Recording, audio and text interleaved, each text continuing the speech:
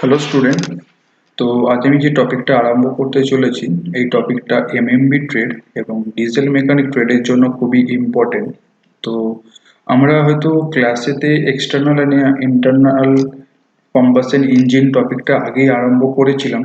তো এখন আমাদের হয়তো দীর্ঘদিনের জন্য কলেজের পঠন পাঠন হয়তো বন্ধ থাকবে। তো আমরা এখন অনলাইনের ক্লাসগুলোকে কন্টিনিউ করে যাব। তো যেহেতু আমাদের এই টপিকটা অনেকদিন আগে হয়েছে, তোমরা হয়তো অনেকেই ভুলে গেছো।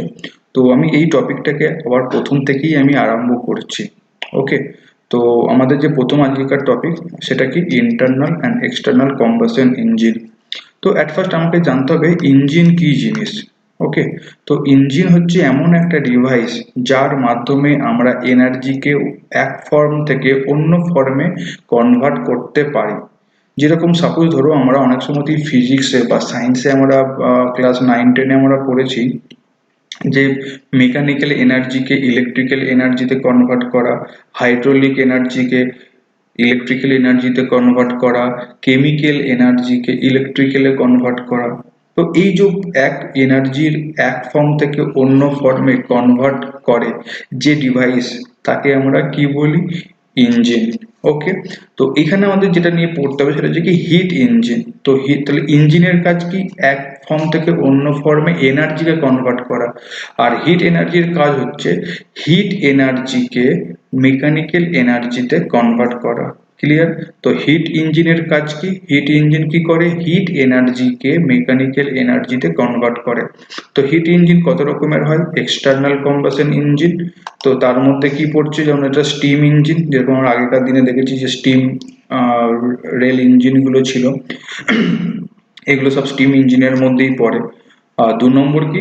Internal combustion engine. এই ইন্টারনাল কম্বাসন ইঞ্জিনের আবার 3 রকম পার্ট হয়: পিস্টন টাইপ, রোটারি টাইপ, আর একটা কি হয়? Gas turbine. পিস্টন টাইপের আবার 3টে ডিফারেন্ট ক্লাসিফিকেশন আছে: reciprocating piston engine, rotary piston engine, free piston engine. Okay. এই রেসিপ্রোকেটিং পিস্টন ইঞ্জিনে আবার দুটো ভাগ: পেট্রোল ইঞ্জিন আর ডিজেল ইঞ্জিন। আর এই দুটো পেট্রোল ইঞ্জিন আর ডিজেল ইঞ্জিন দুটোরই কমন দুটো ভাগ আছে কি? 2 স্ট্রোক ইঞ্জিন আর 4 স্ট্রোক ইঞ্জিন। ওকে। তো এইগুলো সেরকম কোনো ইম্পর্টেন্ট নেই। নেক্সট এটুকু দেখে নিই। ইন্টারনাল কম্বাসন ইঞ্জিন, যাকে আমরা শর্ট ফর্মে আইসি ইঞ্জিনও বলি। Internal combustion engine means that combustion take place inside the cylinder. তো আমরা ইন্টারনাল কম্বাসন ইঞ্জিন কোনটাকে বলবো? যার কম্বাসন বা যাকে বাংলায় বলা হয় দহন, এই দহনটা সিলিন্ডারের ভেতরে হবে, যাকে আমরা বাইরে থেকে দেখতে পাবো না। তো এইরকম ইঞ্জিনকে আমরা কি বলি? Internal combustion engine. Okay, this definition including the two-stroke and four-stroke engine, spark ignition and compression ignition, Rankine, Austin and jet engine also. তো এই আইসি ইঞ্জিনের মধ্যে কি কি পড়ছে? আমাদের 2 স্ট্রোক 4 স্ট্রোক ইঞ্জিন পড়ছে, স্পার্ক ইগনিশন পড়ছে, কম্প্রেশন ইগনিশন পড়ছে, বা দেখি যে জেট ইঞ্জিন যেগুলো যেগুলো দিয়েছে সবগুলোই কিন্তু ইন্টারনাল কম্বাসন ইঞ্জিনের মধ্যে পড়ছে। ওকে। নেক্সট দেখে নেবো এক্সটার্নাল কম্বাসন ইঞ্জিন। তো এক্সটার্নাল কম্বাসন কি? ঠিক ইন্টারনাল কম্বাসনের ঠিক উল্টো হবে, যেখানে কম্বাসন এয়ার ফুয়েল মিক্সচারের যে দহন, সেটা কোথায় হবে? সেটা হচ্ছে সিলিন্ডারের বাইরে হবে, যেটাকে আমরা বাইরে থেকে চোখে দেখতে পাবো। যেরকম হয়তো আমরা আগে দেখেছি অনেক সময়তেই যে আগেকার দিনে যে স্টিম ইঞ্জিনগুলো হতো তাতে আমরা কি করতাম? বাইরে থেকে কয়লা সাপ্লাই করতো এবং সেই কয়লাটা পুড়ে যে স্টিম বা যে হিটটা জেনারেট হতো সেটা থেকে রেল ইঞ্জিন চলতো। তো এই যে পুরো প্রসিডিওরটা, এটা কিন্তু আমরা বাইরে থেকে কিন্তু খালি চোখে কিন্তু দেখতে পারতাম। ওকে। তো এই সমস্ত ইঞ্জিনকে কি বলা হয়? External combustion engine. ওকে।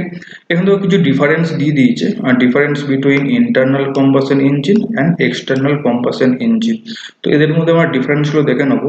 অকুপাইজ লেস স্পেস, আইসি ইঞ্জিন কি? কিছু কম জায়গা দখল করে থাকে।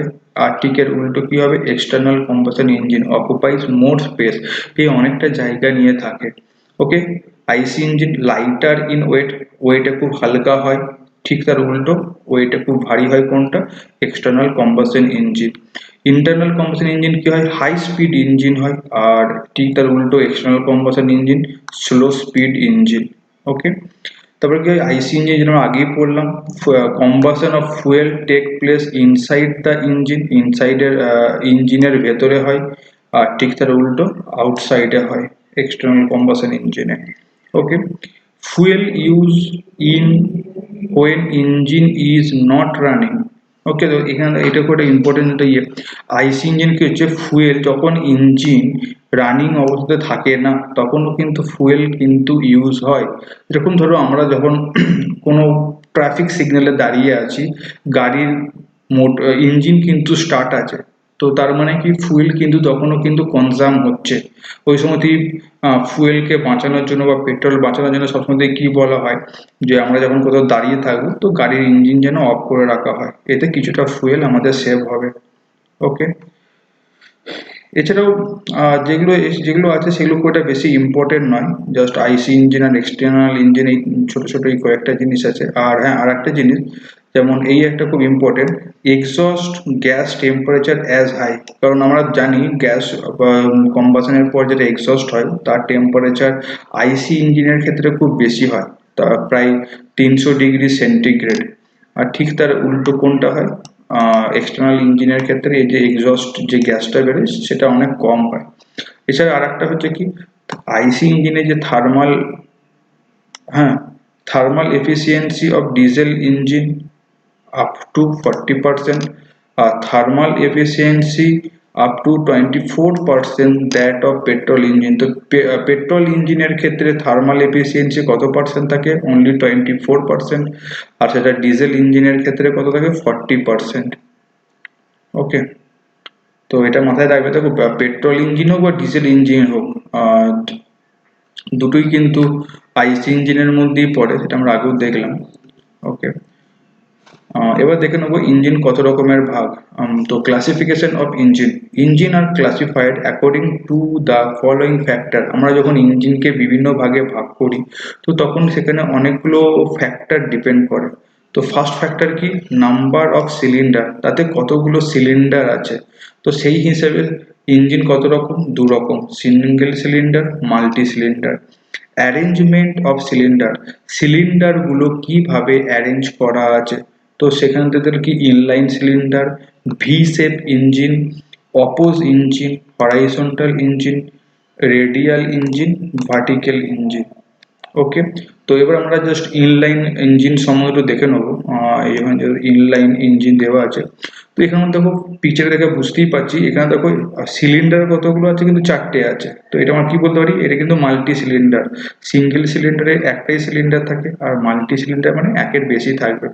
তো এখানে দেখো আমার প্রত্যেকটা সিলিন্ডার কিন্তু একই লাইনে আছে। ওকে, তো আমরা এইটাকে যদি ফ্রন্ট ভিউ হিসেবে দেখি তাহলে আমরা কিন্তু আমরা সামনে থেকে কিন্তু একটাই মাত্র ইঞ্জিন সিলিন্ডারকে দেখতে পাবো, কারণ বাদ বাকি এর পরের যে 3টে যে ইঞ্জিন সেগুলো কিন্তু এর পেছনে কিন্তু ল্যাপ হয়ে আছে, সেগুলো আমরা কিন্তু দেখতে পাবো না, যেহেতু এগুলো যদি একই লাইনে আছে তো সেহেতু আমরা শুধু ফ্রন্ট ভিউতে এই একটাকেই দেখতে পাচ্ছি। আর আমরা যদি সাইড ভিউ থেকে দেখতে পাই, সাইড কাটিং ভিউ দেখতে পাচ্ছি এখানে প্রত্যেকটা 4টে সিলিন্ডারই কিন্তু একই লাইনে আছে। তো এইরকম ভাবে যদি ইঞ্জিন থাকে তো সেটাকে আমরা কি বলি, ইনলাইন ইঞ্জিন। তো দেখে এখানে দেখে নাও, in this type the cylinder are arrange in one line. এই টাইপের সিলিন্ডারে লাইন, যে সিলিন্ডারগুলো থাকে কি হয়, একই লাইনে থাকে। ওকে, আর এইটার একটা সুবিধা কি হয়, better balancing and more uniform torque is obtained in this type.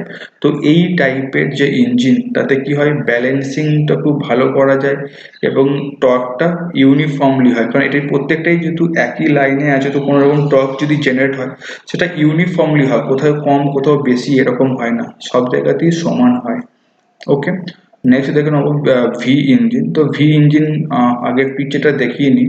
তো ভি ইঞ্জিন এরকম দুটো সিলিন্ডার থাকে, তো এদের মাঝখানে একটা ভি শেপ হয়ে থাকে। তো এই ভি ইঞ্জিন থেকে যেটা সব থেকে মেন ইম্পর্টেন্ট সেটা হচ্ছে এই যে ইঞ্জিনের মাঝখানের যে অ্যাঙ্গেলটা থাকে সেটা কত থাকে, 60 ডিগ্রি। ওকে, এই মাপটা কত থাকে, 60 ডিগ্রি। এটা একটু কোশ্চেনে আসে। ওকে, এছাড়া সেরকম কিছু নেই, এটা হচ্ছে ভি ইঞ্জিন। এরপরে হচ্ছে কি অপোজ ইঞ্জিন। অপোজ ইঞ্জিন মানে কি বলছে, যদি দুটো সিলিন্ডার থাকে, দুটো সিলিন্ডার একে অপরের উল্টো দিকে থাকে। অপোজ মানে কি উল্টো বা অপোজিট। তো এখানে আমরা দেখতে পাচ্ছি পিকচারেতে যে দুটো পিস্টন বা সিলিন্ডার দুটো কিন্তু একে অপরের কিন্তু অপোজিট সাইডেই আছে। ওকে, এর সম্বন্ধে এক লাইন এটা মেনশন করে নাও। ওকে, এরপর দেখে নিই রেডিয়াল ইঞ্জিন। রেডিয়াল ইঞ্জিন মানে কি, আমরা রেডিয়াল মানে যেটা বুঝি এটা সার্কেল টাইপ। তো এখানে এটা বেশিরভাগ যখন এটা 4 সিলিন্ডার কি 6 সিলিন্ডার অথবা 8 সিলিন্ডার কোনো ইঞ্জিনের ক্ষেত্রে এরকম রেডিয়াল ইঞ্জিন ব্যবহার করা হয়। তো এখানে কি হয়, তো ইঞ্জিনের স্পেসটাকে কমানোর জন্য আমাদের রেডিয়াল ইঞ্জিন ইউজ করা হয়। তো আমরা দেখতে পাচ্ছি যে 4 কোণে 4টে এখানে ইঞ্জিন আমাদের সিলিন্ডারকে ইউজ করা হয়েছে। ওকে, তো এর সম্বন্ধে সেরকম কিছু, আচ্ছা হ্যাঁ, এই একটা জিনিস মাথায় রাখবে, the radial type engine are mostly use aeroplane. তো যে এরোপ্লেন বলো বা আমাদের জেট প্লেন বলো যাই বলো, তো সেই সবের ক্ষেত্রে বা ইয়ের ক্ষেত্রে আমাদের এই রেডিয়াল ইঞ্জিন কিন্তু সব থেকে বেশি ব্যবহার করা হয়। ওকে, নেক্সট দেখে নেবো। এরপর কি বলেছে, সিঙ্গেল সিলিন্ডার ইঞ্জিন। তো সিঙ্গেল সিলিন্ডার তোমার আগে বলে নিচ্ছি যে জাস্ট নাম থেকেই বোঝা যাচ্ছে কি একটাই মাত্র সিলিন্ডার থাকবে, তো তাকেই বলা হয় সিঙ্গেল সিলিন্ডার। ওকে, তো এরকম টাইপের সিলিন্ডার কোথায় ইউজ করা হতো, অনলি টু হুইলারেতে, যেমন স্কুটার মোটরসাইকেলে সিঙ্গেল সিলিন্ডার ইঞ্জিন ব্যবহার করা হয়। মাল্টি সিলিন্ডার কি, just more than one cylinder থাকবে। হ্যাঁ, তো এর মধ্যে কিছু বেসিক জিনিস দেখে রাখো। টু সিলিন্ডার ইঞ্জিন কিসে ইউজ করা হয়, ট্র্যাক্টরে। থ্রি অর ফোর ইঞ্জিন কিসে কিসে ব্যবহার করা হয়, কার, জিপ এবং আদার্স এসব ভেহিকেলে। আর যেগুলো হেভি ভেহিকেল হয় সেগুলো 6 সিলিন্ডারের হয়।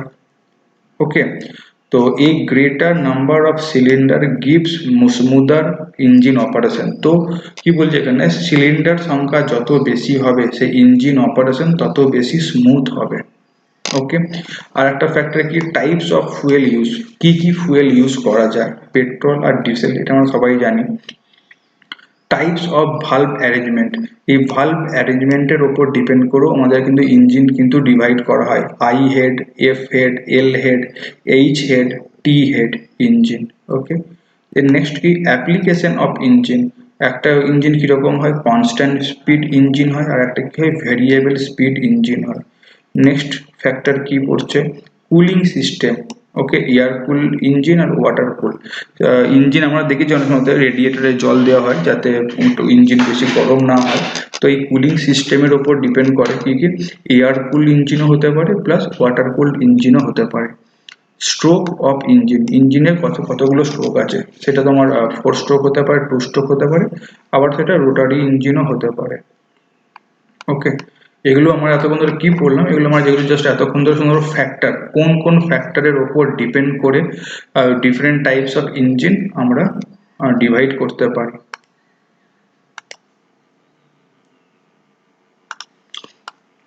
ওকে, তো এবার আমরা কি দেখে নেবো, ফাংশন অফ ডিজেল ইঞ্জিন। এটা ডিজেল ইঞ্জিনের ফাংশন কি কি। তো এখানে প্রথমে যেটা দিয়ে দিয়েছে, two stroke diesel engine. Okay, তো to produce power in a two stroke engine the following operation take place in the sequence given. তো একটা টু স্ট্রোক ডিজেল ইঞ্জিনে কি হচ্ছে, যে আমার যে পাওয়ারটা যে প্রডিউস হচ্ছে সেটা পিস্টনের দুটো স্ট্রোকেতেই কিন্তু কাজটা হচ্ছে। ওকে, তো ফার্স্ট স্ট্রোক কি হচ্ছে, তো ফার্স্ট স্ট্রোকটা কি বলেছে, পিস্টন অ্যাট বিডিসি, মানে হচ্ছে বিডিসি ফুল ফর্ম হচ্ছে bottom dead centre, piston at BDC the scavenging port and outlet port open. Okay, তো যখনই পিস্টনটা যখনই বিডিসিতে থাকছে তখনই যে ক্যাভেঞ্জিং পোর্ট বা আউটলেট যে ভালভটা সেটা কি হচ্ছে, সেটা কিন্তু ওপেন হয়ে যাচ্ছে।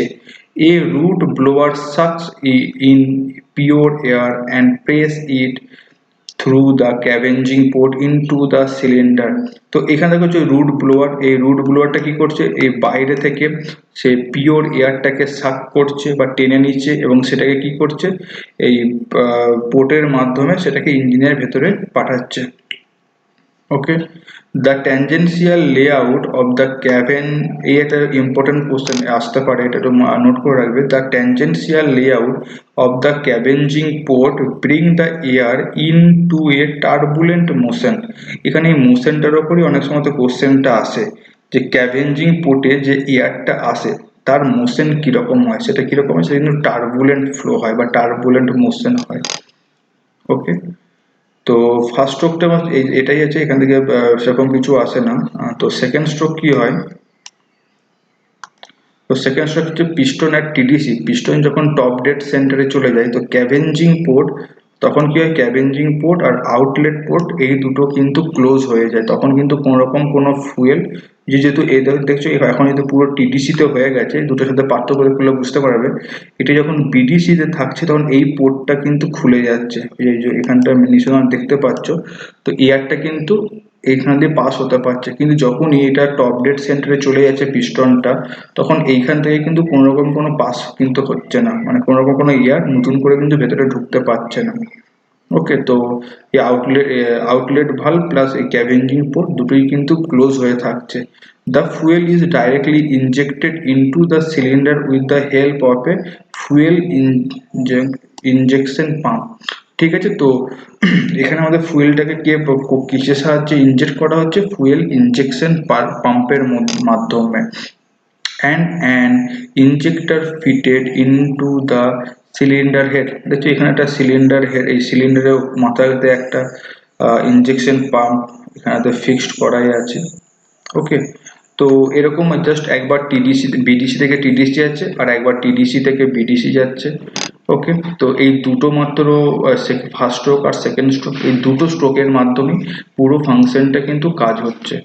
ওকে, এবার নেক্সট দেখে নেবো ফোর স্ট্রোক ইঞ্জিন। তো ফোর স্ট্রোকে কি হচ্ছে, টু স্ট্রোকে কি পিস্টনের দুটো স্ট্রোকেতেই আমরা পাওয়ারটা প্রডিউস হচ্ছিল, কিন্তু এখানে কি, এখানে কিন্তু এই পাওয়ারটা প্রডিউস হতে কিন্তু চারটে স্ট্রোক লাগছে।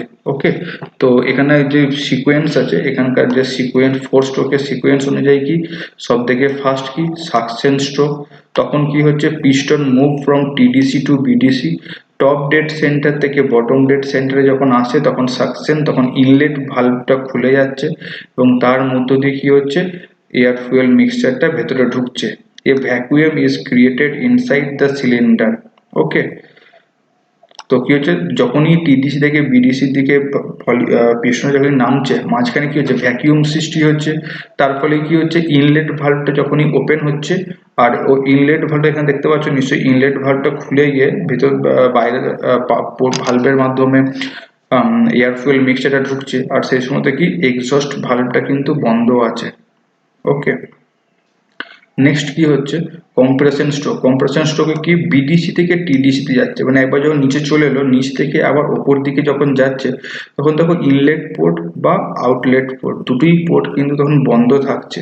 ওকে, এইটাকে কি যত পিস্টনটা উপর দিকে যাচ্ছে এর ভলিউমটা কমতে থাকছে, যত ভলিউমটা কমছে প্রেসার আর টেম্পারেচার দুটো কিন্তু বেড়ে যাচ্ছে। ওকে, থার্ড স্ট্রোক কি পাওয়ার স্ট্রোক।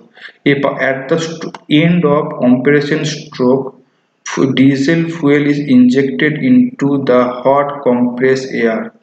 যখনই আমাদের কম্প্রেশন স্ট্রোকটা শেষ হচ্ছে, তো আমরা একটু আগে কি বললাম কম্প্রেশন স্ট্রোকটা শেষ হওয়ার মাত্রই ভেতরে কিন্তু প্রচন্ড কিন্তু প্রেসার আর টেম্পারেচারটা কিন্তু বেড়ে যায়, আর সেই সময়তে যদি ডিজেল ইঞ্জিনের ক্ষেত্রে কি করা ঠিক সেই সময়তে ডিজেলটাকে ইনজেক্ট করা হয় এবং ভেতরে যে প্রেসার আর টেম্পারেচার থাকে এই টেম্পারেচারের মাধ্যমেই কিন্তু ডিজেলটা কিন্তু কম্বাসন হয়।